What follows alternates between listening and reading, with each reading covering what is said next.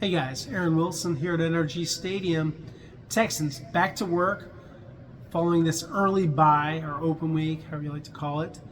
And they say to a man, recharged and energized, ready for the challenge of a road Monday night game against the Seattle Seahawks at Lumen Field, where the 12s live, and one of the loudest stadiums, if not the loudest stadium in the NFL.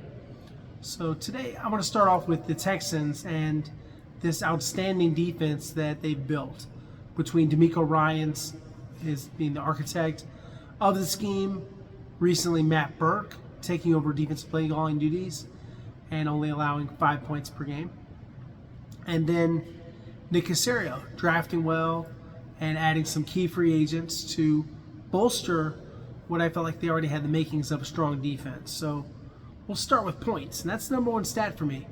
Points and wins, those two. So they're only allowing 12.2 points per contest.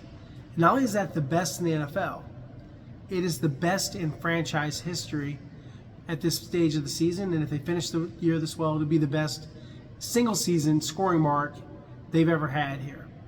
So the Broncos are the closest to them, 15.8 points. So over 3 points more per game than the Texans. And the Los Angeles Chargers, they're at 18.3. So the Texans are truly rare air. I mean, we're talking about 2000 Ravens, Tampa Bay Buccaneers, some of the best defenses that have been allowed in terms of scoring defense in NFL history.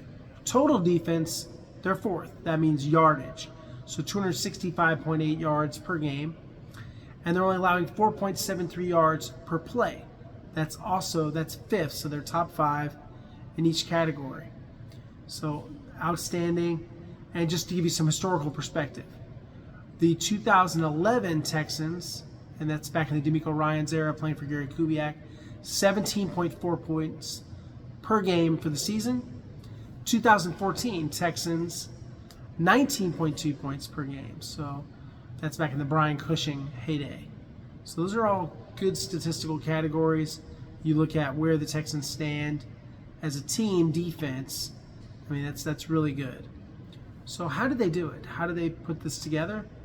Well, it starts with, obviously, the defensive line. It starts in the trenches. So you've got Will Anderson Jr. and Danielle Hunter. So you have bookend pass rushers. And for me, arguably the top tandem that exists through 5 games. You look at, still, I think they could have made even more plays, a few missed sacks, but Danielle Hunter has been all over the football. Will Anderson Jr., his edge setting, his run stopping is truly impressive. I've seen a lot of growth from Will as a finisher. His repertoire of moves starting to approach Danielle. He doesn't have maybe the flashiest moves like Danielle. Danielle's got that, he calls it a jab step. I call it the Euro step. It reminds me of an NBA type of move, but really a great tandem. And then they haven't had a lot of support in terms of, other than the run stopping, there hasn't been like another pass rusher like Derek Barnett, Dylan Horton, Darrell Taylor. They haven't really jumped out. But, that group, they've only combined for a half sack this year, the backup. So pretty much what you see is what you get. It's the top guys, and they are among the top guys in the whole league. So that's great. We've seen good play from Sheldon Rankins. I think he's been very steady, consistent, disruptive interior guy, really picking up where I thought he was at 2 years ago. Tim Settle Jr., been consistent. He's playing like a guy that, is chasing a contract. I think that he can get a new deal here or somewhere else. I think he has proven that he's deserving of that kind of, distinction. He's that good. He's been pretty impressive, some of the big plays he makes, the way he throws blockers around. I think overall, just very good. Tommy T.G.I., Mr. Consistency they call him, and that's appropriate. Just a really good, steady interior lineman. They signed him to that 1 year, $3.3 million extension, and he's made plays. He's gotten into the backfield. He plays the pass well and the run well. Makes a lot of sense. So then, Foley Fatukasi, he's on injured reserve. You've got Mario Edwards Jr., a little less consistent, but sometimes he makes a play like that sack, big time sack on Cooper Rush, drops him for a 12-yard loss. So defensive line, pretty good, pretty stout. They build a wall. They're tough to get past. At linebacker, Azeez Al-Shaair, very above average. I think he's done a good job. He needs to catch the football better. There have been some missed opportunities for interceptions, but he is improved in terms of coverage. He's around the football, and then he's got to catch the football. I like what I've seen from him as a run stopper. I've seen some hard hits. Fortunately, he wasn't suspended for that, hands to the face hit on Cam Ward. He did get fined over $17,000. So Henry To'oTo'o missing that tackle on 4th down against Baker Mayfield. That was a play. That was a play that was there to be made, and then it just didn't happen. So when they don't make that play, it kind of opened the door for E.J. Speed. And so, you've had a few missed tackles by Henry To'oTo'o, who's, normally a steady tackler. But you're starting to see E.J. Speed playing more, starting. And, the Texans have some flexibility there. Healthy scratch, Christian Harris. And they've said there's nothing against him, but they're not inclined to change his playing time at this moment. So we get it. They're not going to change up the way that they see the linebacker depth chart. And so 2023 version of Christian Harris, it's just not there yet. So whether that changes, we'll see. Right now, it's not there. And the Texans, they have, obviously, their top 3 in the pecking order of the linebacking core. They've got their mind made up. So we'll see if that can change. But right now, it's pretty static for Christian Harris. Over at corner, Derek Stingley Jr., yes, he overcame the oblique injury, and he did slip on that play against Zay Flowers, but overall, still playing all-pro level, has that 1 interception off of a deflection. I think Kamari Lassiter has played some pretty solid football. I know that his stats aren't great, but last week, he was the 3rd highest Pro Football Focus grade, had an outstanding interception where he really ran the route for the Ravens receiver. There have been a couple times where I think his statistics have been affected by, yes, I'll say his name, and he was released today at his request by the Baltimore Ravens practice squad, C.J. Gardner-Johnson. And so I think that did affect the start of the season for Kamari Lassiter. He just seemed to be the most affected. Right now, Jaxon Smith's on injured reserve. The 3rd corner is Tremont Smith, and he has played some solid football. So that's kind of been the evolution of the cornerback position. And you also had Damon Arnett active for the first time. I did that separate video on Damon, how much it meant to him personally after being in the wilderness really for years, where he was having some problems. He was almost out of the game for good. And then he's battled back, reordered his life significantly, made some great changes in terms of sobriety and good decision making and putting his legal problems behind him. So those are all positive changes. That's why he's playing for the Texans right now. Safety. Not having C.J. Gardner-Johnson, I cannot underrate how much not having him has helped this defense. He was, really a corrosive force inside the locker room. He wasn't playing the assignments. He was freelancing, and now he doesn't have a job again. So we haven't seen a big impact yet from Kalen Bullock, but we know that he's capable of making big plays. I think M.J. Stewart has been tough and physical the last couple of weeks. He's playing better football. I like what I'm seeing from Jalen Petrie as a nickel. He's been better in coverage.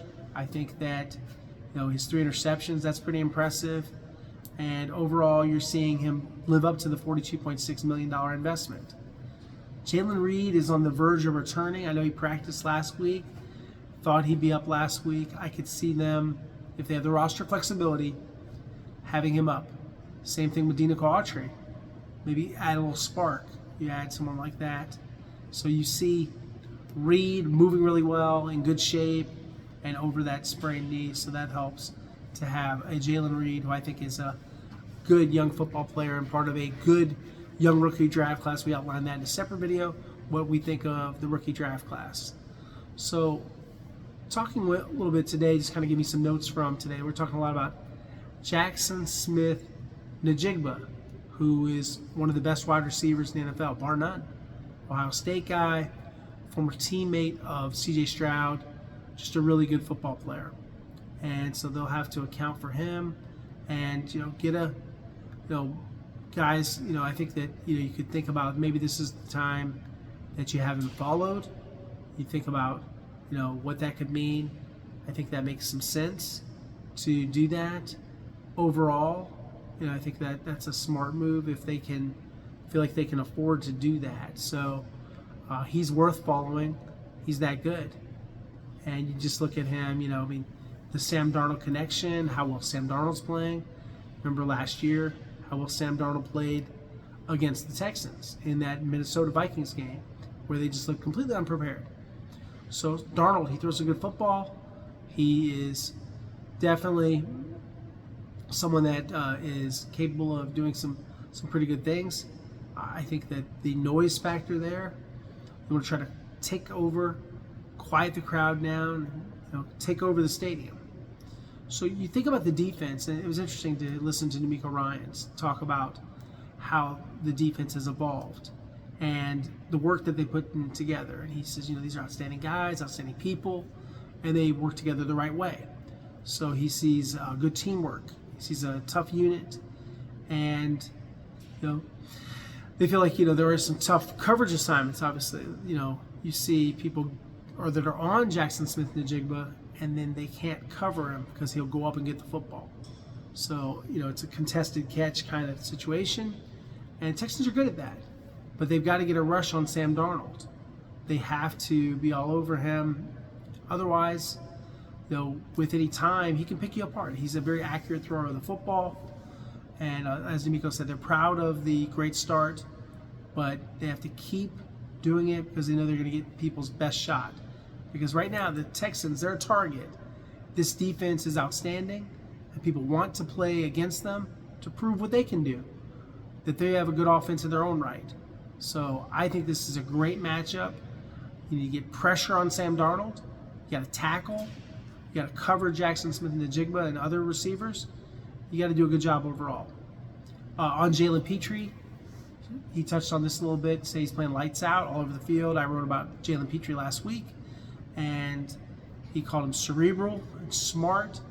It's a blitzer, coverage, lots of flexibility to move around the defense. Just a good overall football player, and likes the intelligence, reliability, and just someone that you can count on. And I've seen that too. I've seen that quality for a while with Jalen. Makes plays in the backfield. He called him a true spark plug for the defense. He was asked if he reminded him. And he said, no, Jalen's way better than he was. Well, D'Amico's a two-time Pro Bowl selection, former NFL Defensive Rookie of the Year. So I think he's actually just being modest here because he was a great linebacker. Off the field, of course, Jalen, everybody knows about what he does with kids' meals, Walter Payton Man of the Year, and does a lot of great things off the field. So, you look at the Seahawks. One particular thing that the Texans have to do is disrupt the timing of play action. And Clint Kubiak, Gary Kubiak's son, does a nice job of that as a play caller. They do outside zone scheme, so that's something the Texans have to account for. They get a lot of second-level defenders, kind of in a bind. And then you've got to tackle Kenneth Walker III, Michigan State guy, very good running back. And you have to commit to that. You have to tackle him. You got to get him down. And he's fast. He's tough. And then you see Sam Darnold, getting on the edges, good decisions downfield, and play action passing concepts. So they've been successful. So as a defense, D'Amico Ryans doesn't feel like they've changed any. They've just been sticking with what works. There's no magical answer, as he said, to what's out there. They just play well. They play the run. Except for the Tampa Bay game, they've been stout, and they tackle well, and they stop the run. They rush the passer. And coverage and rush working well in tandem with EJ Speed, sideline to sideline kind of guy, rangy, good tackler, and there's a reason why he's out there. So they feel like he's really earned that right to have these extra opportunities. They're very pleased with where he is, and they still feel like he has room to grow. I think that he's someone that really helps give this defense an edge. And his name is apropos because he's fast. EJ Speed. And so, that's some thoughts on the Texans defense, and we'll get into some other areas. But yeah, I'm impressed with the defense. I'm impressed with a lot of the things that they've put in. I think Matt Burke's doing a nice job calling the defense in tandem. It's D'Amico Ryans and Matt Burke, and this is sort of the natural evolution to have Burke call it. And I think right now the defense is in a very good place. They've got to keep it up, though, because really they are the benchmark, the foundation, and the backbone of this whole operation in this building. Without this defense, I don't know where they'd be. Probably wouldn't have any wins. But overall, a lot of growth, and they've put together a nice group. There's not that many stars. There's some stars, but overall, they're a defense that plays collectively well together. They talk about the swarm mentality. That's not just something that's lip service. That's a real thing. They actually do all run to the ball, and that's something that they're coached to do, and they take a lot of pride in. All right, guys. Yeah, please watch, like, subscribe. Appreciate everyone that's already done that. We're over 18,100 people right now as subscribers to the channel, and so it continues to grow. For business inquiries, these serious ones, I'm not hard to reach. Contact me via my various direct messages. Let's look to sponsorships. There are a lot of good YouTube channels and podcasts that are being sponsored. I think we are in that category too. So yeah, I'm just looking for the right people, right place, right time, as they say, and the right type of business approach that I think that I can help and that they can help my channel. Anyway, guys, definitely on Twitter at Twitter Aaron Wilson's _NFL at KPRC2. I was on television last night. Posted the video with me, Randy McElroy, and Cody Stutes breaking it down, talking about the Texans' early season MVP, top rookie, and some areas of concern. MVP for my money is C.J. Stroud, most valuable player on the team. Think about that, for valuable, meaning someone that without him, can you imagine what the team would be like? Pretty valuable guy. And then top rookie, some people thought Ariante Ursary. I feel like Woody Marks has been consistent and has performed that well. And then in terms of other things, of course, I'm at www.clicktohouston.com, so I'll have some new articles coming up there today and tomorrow. Had a great interview today with Ed Ingram, Woody Marks. Woody Marks' video is up already on the site, so yeah, please check out what Woody Marks has to say, his confidence and his performance, which I think have been noteworthy so far through 5 games. Let's see what he does in week 6 for the Texans, week 7 for the rest of the NFL. Look forward to talking to you guys soon. Thanks, bye.